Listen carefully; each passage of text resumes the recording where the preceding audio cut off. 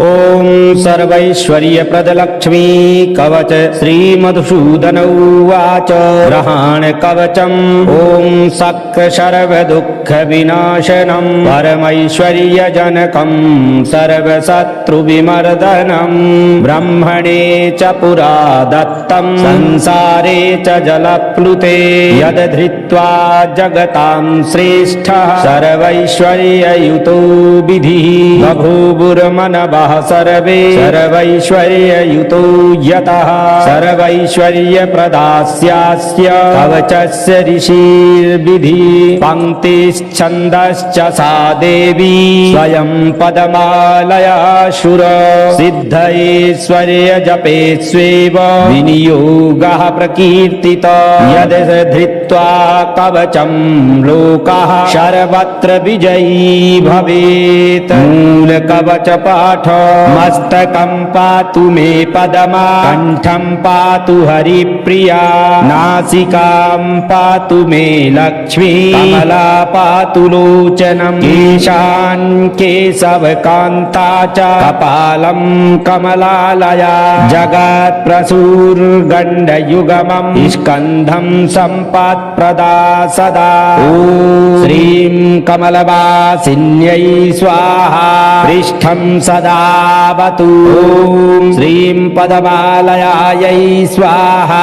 वक्षा सदावतु पातु श्रीर्मम कंकालं बाह्युगमं च ते नमः ॐ ह्रीं श्रीं लक्ष्म्यै नमः पादौ पातु मे सततं चिरं ॐ ह्रीं श्रीं नमः पदमायै स्वाहा पातु नीतम्बकम् ॐ श्रीं महालक्ष्मै स्वाहा सर्वाङ्गं पातु मे सदा ॐ ह्रीं श्रीं क्लीं महालक्ष्मै स्वाहा मां पातु सर्वतः फलश्रुति इति ते कथितं वत्स सर्वसम्पत्करं परं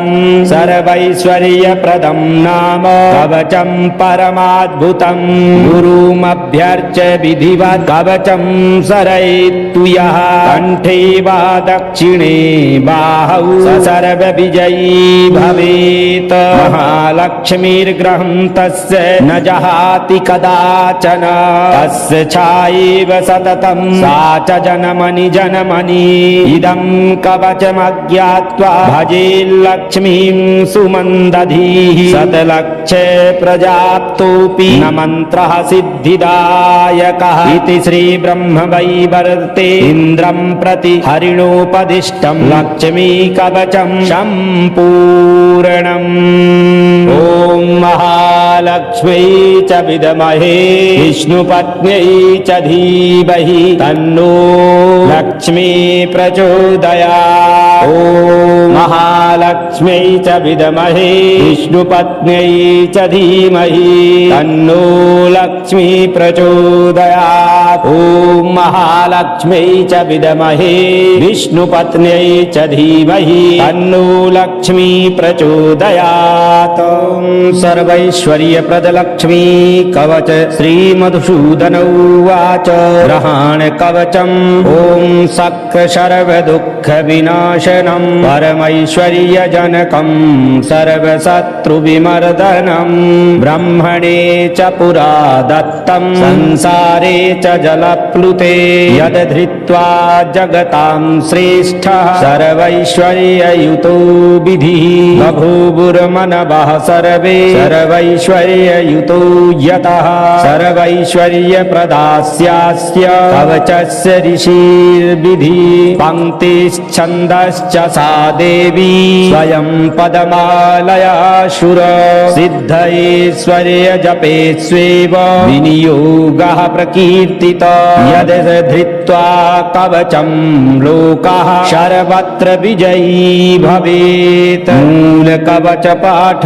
मस्तकं पातु मे पदमा कंठं पातु हरिप्रिया नासिकां पातु मे लक्ष्मी कमला पातु लोचनं केशान् केशवकान्ता च कपालं कमलालया जगत्प्रसूर्गण्डयुगमं स्कन्धं सम्पत्प्रदा सदा ॐ श्रीं कमलवासिन्यै स्वाहा पृष्ठं सदावतु ॐ श्रीं पद्मालयायै स्वाहा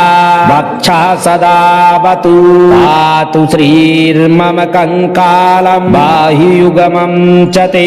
नमः ॐ ह्रीं श्रीं लक्ष्म्यै नमः पादौ पातु मे सततं चिरम् ॐ ह्रीं श्रीं नमः पद्मायै स्वाहा पातु नितम्बकम् ॐ श्रीं महालक्ष्म्यै स्वाहा सर्वाङ्गं पातु मे सदा ॐ ह्रीं श्रीं क्लीं महालक्ष्म्यै स्वाहा मां पातु सर्वतः फलश्रुति इति ते कथितं वत्स सर्वसम्पत्करं परं सर्वैश्वर्यप्रदं नाम कवचं परमाद्भुतं गुरुमभ्यर्च्य विधिवत् कवचं सरयितु यः कण्ठे वा दक्षिणे बाहौ स सर्वविजयी भवेत् महालक्ष्मीर्ग्रहं तस्य न जहाति कदाचन तस्य छायैव सततं सा च जनमनि जनमनि इदं कवचमज्ञात्वा भजे लक्ष्मीं सुमन्दधीः शतलक्षे प्रजाप्तोऽपि न मन्त्रः सिद्धिदायकः इति श्रीब्रह्मवैवर्ते इन्द्रं प्रति हरिणोपदिष्टं लक्ष्मी कवचं सम्पूर्णम् ॐ महालक्ष्म्यै च विद्महे विष्णुपत्न्यै च धीमहि तन्नो लक्ष्मी प्रचोदयात् ॐ महालक्ष्म्यै च विद्महे विष्णुपत्न्यै च धीमहि तन्नो लक्ष्मी प्रचोदयात् ॐ महालक्ष्म्यै च विद्महे विष्णुपत्न्यै च धीमहि तन्नो लक्ष्मी प्रचोदयात् सर्वैश्वर्यप्रदलक्ष्मी कवच श्रीमधुसूदन उवाच ग्रहाण कवचम् ॐ सक्कशर्वदुःखविनाशनं परमैश्वर्यजनकं सर्वशत्रुविमर्दनं ब्रह्मणे च पुरा दत्तं संसारे च जलप्लुते यद्धृत्वा जगतां श्रेष्ठः सर्वैश्वर्ययुतो विधिः बभूवुर्मनवः सर्वे सर्वैश्वर्ययुतो यतः सर्वैश्वर्यप्रदास्यास्य कवचस्य ऋषिर्विधि पङ्क्तिश्छन्दश्च सा देवी स्वयं पद्मालयाशुर सिद्धैश्वर्यजपे स्वेव विनियोगः प्रकीर्तितः यद् धृत्वा कवचं लोकः सर्वत्र विजयी भवेत् मूलकवचपाठ मस्तकं पातु मे पद्मा कण्ठं पातु हरिप्रिया नासिकां पातु मे लक्ष्मी कमला पातु लोचनं केशान् केशवकान्ता च कपालं कमलालया जगत्प्रसूर्गण्डयुगमं स्कन्धं सम्पत्प्रदा सदा ॐ श्रीं कमलवासिन्यै स्वाहा पृष्ठं सदावतु ॐ श्रीं पद्मालयायै स्वाहा वक्षा सदावतु पातु श्रीर्मम कंकालं बाह्युगमं च ते नमः ॐ ह्रीं श्रीं लक्ष्म्यै नमः पादौ पातु मे सततं चिरम् ॐ ह्रीं श्रीं नमः पद्मायै स्वाहा पातु नितम्बकम् ॐ श्रीं महालक्ष्म्यै स्वाहा सर्वाङ्गं पातु मे सदा ॐ ह्रीं श्रीं क्लीं महालक्ष्म्यै स्वाहा मां पातु सर्वतः फलश्रुति इति ते कथितं वत्स सर्वसम्पत्करं परं सर्वैश्वर्यप्रदं नाम कवचं परमाद्भुतं गुरु गुरुमभ्यर्च्य विधिवत् कवचं सरयितु यः कण्ठे वा दक्षिणे बाहौ स सर्वविजयी भवेत् महालक्ष्मीर्ग्रहं तस्य न जहाति कदाचन तस्य छायैव सततं सा च जनमनि जनमनि इदं कवचमज्ञात्वा भजेल्लक्ष्मीं सुमन्दधीः शतलक्षे प्रजाप्तोऽपि न मन्त्रः सिद्धिदायकः इति श्रीब्रह्मवैवर्ते इन्द्रं प्रति हरिणोपदिष्टं लक्ष्मी कवचं सम्पूर्णम्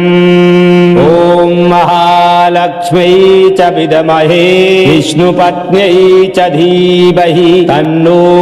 लक्ष्मी प्रचोदयात् ॐ महालक्ष्म्यै च विद्महे विष्णुपत्न्यै च धीमहि तन्नो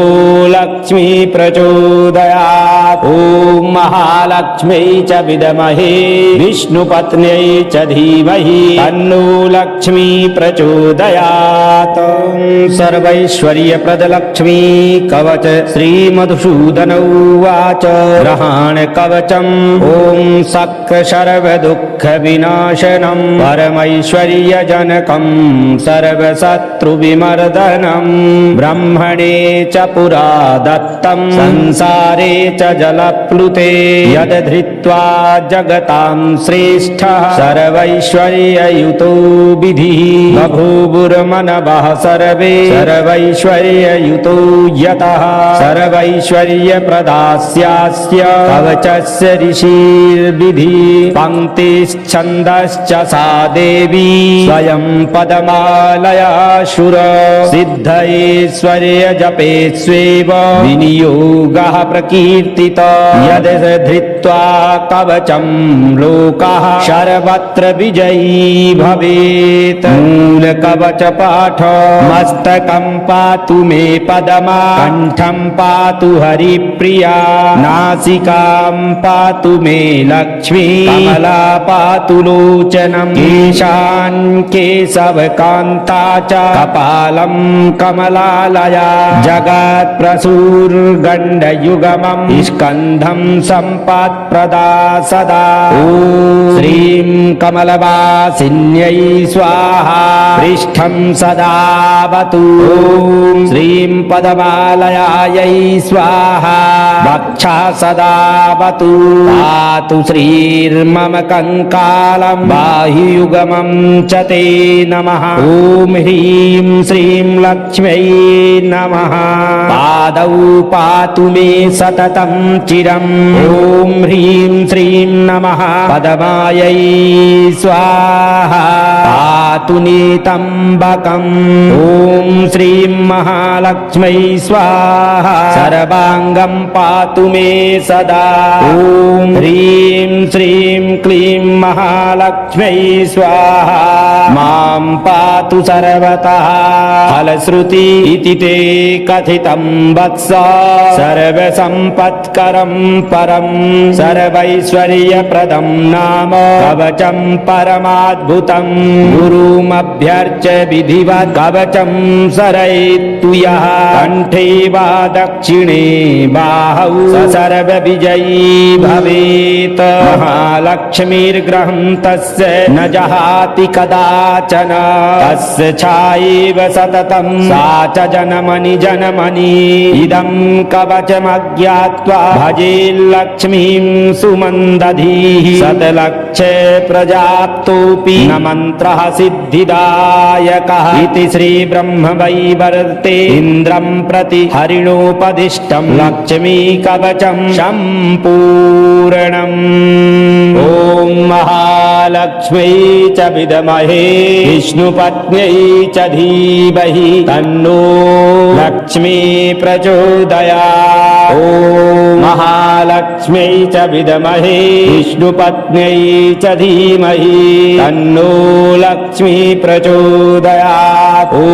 महालक्ष्म्यै च विद्महे विष्णुपत्न्यै च धीमहि तन्नो लक्ष्मी प्रचोदयात्। सर्वैश्वर्यप्रदलक्ष्मी कवच श्रीमधुसूदन उवाच ग्रहाण कवचम् ॐ सक्कशर्वदुःखविनाशनं परमैश्वर्यजनकं सर्वशत्रुविमर्दनं ब्रह्मणे च पुरा दत्तं संसारे च जलप्लुते यद्धृत्वा जगतां श्रेष्ठः सर्वैश्वर्ययुतो विधिः बभूवुर्मनवः सर्वे सर्वैश्वर्ययुतो यतः सर्वैश्वर्यप्रदास्यास्य कवचस्य ऋषिर्विधि पङ्क्तिश्छन्दश्च सा देवी स्वयं पदमालया शुर सिद्धैश्वर्य जपे स्वेव विनियोगः प्रकीर्तितः यद्धृत्वा कवचं लोकः सर्वत्र विजयी भवेत्। मूलकवच पाठ मस्तकं पातु मे पदमा कण्ठं पातु हरिप्रिया नासिकां पातु मे लक्ष्मी कमला पातु लोचनं केशान् केशवकान्ता च कपालं कमलालया जगत्प्रसूर्गण्डयुगमं स्कन्धं सम्पत्प्रदा सदा ॐ श्रीं कमलवासिन्यै स्वाहा पृष्ठं सदावतु ॐ श्रीं पदमालयायै स्वाहा वक्षा सदावतु पातु श्रीर्मम कंकालं बाह्युगमं च ते नमः ॐ ह्रीं श्रीं लक्ष्म्यै नमः पादौ पातु मे सततं चिरम् ॐ ह्रीं श्रीं नमः पदमायै स्वाहा पातु नितम्बकम् ॐ श्रीं महालक्ष्म्यै स्वाहा सर्वाङ्गं पातु मे सदा ॐ ह्रीं श्रीं क्लीं महालक्ष्म्यै स्वाहा मां पातु सर्वतः फलश्रुति इति ते कथितं वत्स सर्वसम्पत्करं परं सर्वैश्वर्यप्रदं नाम कवचं परमाद्भुतं गुरुमभ्यर्च्य विधिवत् कवचं सरयितु यः कण्ठे वा दक्षिणे बाहौ स सर्वविजयी भवेत्। महालक्ष्मीर्ग्रहं तस्य न जहाति कदाचन तस्य छायैव सततं सा च जनमनि जनमनि इदं कवचमज्ञात्वा भजे लक्ष्मीं सुमन्दधीः शतलक्षे प्रजाप्तोऽपि न मन्त्रः सिद्धिदायकः इति श्रीब्रह्मवैवर्ते इन्द्रं प्रति हरिणोपदिष्टं लक्ष्मी कवचं सम्पूर्णम्। ॐ महालक्ष्म्यै च विद्महे विष्णुपत्न्यै च धीमहि तन्नो लक्ष्मी प्रचोदयात्। ॐ महालक्ष्म्यै च विद्महे विष्णुपत्न्यै च धीमहि तन्नो लक्ष्मी प्रचोदयात्। ॐ महालक्ष्म्यै च विद्महे विष्णुपत्न्यै च धीमहि तन्नो लक्ष्मी प्रचोदयात्। सर्वैश्वर्यप्रदलक्ष्मी कवच श्रीमधुसूदन उवाच ग्रहाण कवचम् ॐ सक्कशर्वदुःखविनाशनं परमैश्वर्यजनकं सर्वशत्रुविमर्दनं ब्रह्मणे च पुरा दत्तं संसारे च जलप्लुते यद्धृत्वा जगतां श्रेष्ठः सर्वैश्वर्ययुतो विधिः बभूवुर्मनवः सर्वे सर्वैश्वर्ययुतो यतः सर्वैश्वर्यप्रदास्यास्य कवचस्य ऋषिर्विधि पङ्क्तिश्छन्दश्च सा देवी स्वयं पदमालया शुर सिद्धैश्वर्य जपे स्वेव विनियोगः प्रकीर्तितः यद् धृत्वा कवचं लोकः सर्वत्र विजयी भवेत् मूलकवच पाठ मस्तकं पातु मे पदमा कण्ठं पातु हरिप्रिया नासिकां पातु मे लक्ष्मी कमला पातु लोचनं केशान् केशवकान्ता च कपालं कमलालया जगत्प्रसूर्गण्डयुगमं स्कन्धं सम्पत्प्रदा सदा ॐ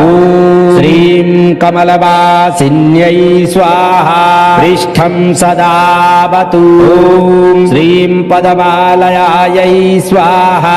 वक्षा सदावतु पातु श्रीर्मम कंकालं बाह्युगमं च ते नमः ॐ ह्रीं श्रीं लक्ष्म्यै नमः पादौ पातु मे सततं चिरम् ॐ ह्रीं श्रीं नमः पदमायै स्वाहा पातु नितम्बकम् ॐ श्रीं महालक्ष्म्यै स्वाहा सर्वाङ्गं पातु मे सदा ॐ ह्रीं श्रीं क्लीं महालक्ष्म्यै स्वाहा मां पातु सर्वतः फलश्रुति इति ते कथितं वत्स सर्वसम्पत्करं परं सर्वैश्वर्यप्रदं नाम कवचं परमाद्भुतं गुरुमभ्यर्च्य विधिवत् कवचं सरयितु यः कण्ठे वा दक्षिणे बाहौ स सर्वविजयी भवेत् महालक्ष्मीर्ग्रहं तस्य न जहाति कदाचन तस्य छायैव सततं सा च जनमनि जनमनि